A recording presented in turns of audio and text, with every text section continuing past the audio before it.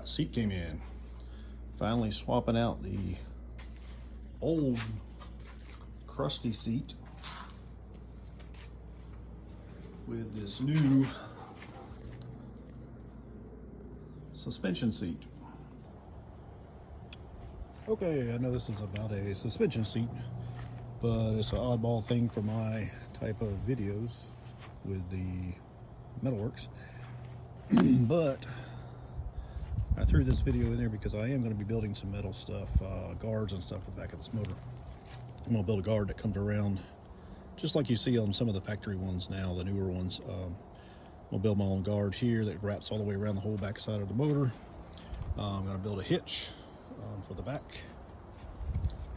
and probably a couple other little things like I keep my feet most of the time here, but it only holds your heel. If I put my feet here, I feel like the seat is so far forward, it's weird feeling with the controls, so I like my feet here.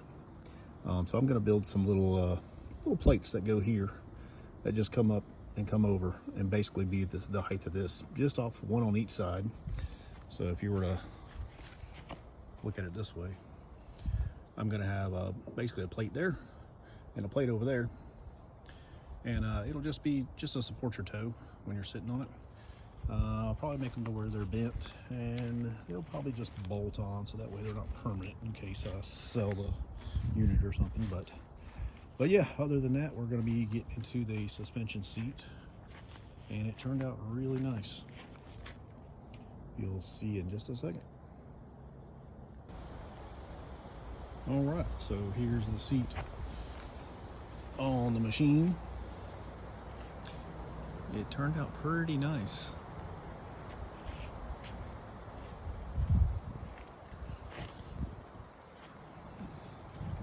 It's got a, not that you really need it, but it's got a little pocket in the back so that you can put stuff in it. It comes with an extra knob, so it's kind of nice, I guess, probably for shipping reasons. They probably get broke, but yeah, you just tension that sucker up, and I can't put enough weight on it without sitting on it, but that thing springs up and down nice, and it goes from probably, I would say probably 90-pound person, 80-90-pound person, to all the way up to probably 250 or 275, because I'm right at 200, and I don't even feel like I have it maxed out at all.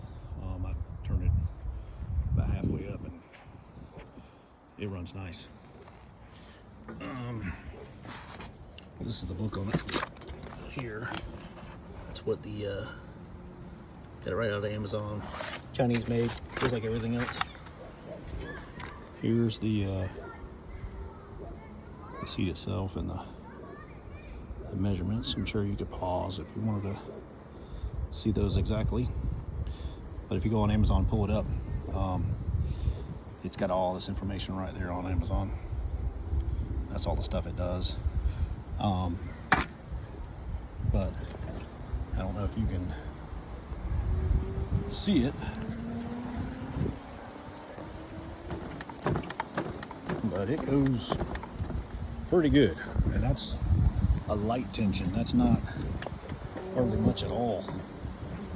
I've got it adjusted pretty light because I don't have much for bumps in my yard, but roots and stuff is about it. And your handles basically go down, don't interfere with it at all. They don't interfere with any of this. It does have a slide mechanism that works really easy. You just pull that up, slide its hair up and down. These go up and down, and they even turn. When you turn it, it actually adjusts the height up and down is what it does.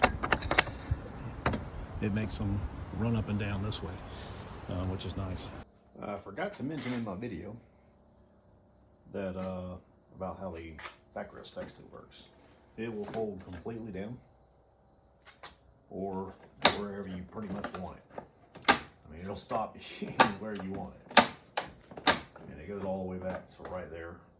Pretty much lays back a little far, but it's pretty comfortable. And it'll go, like I say, any little place you want it, it will sit.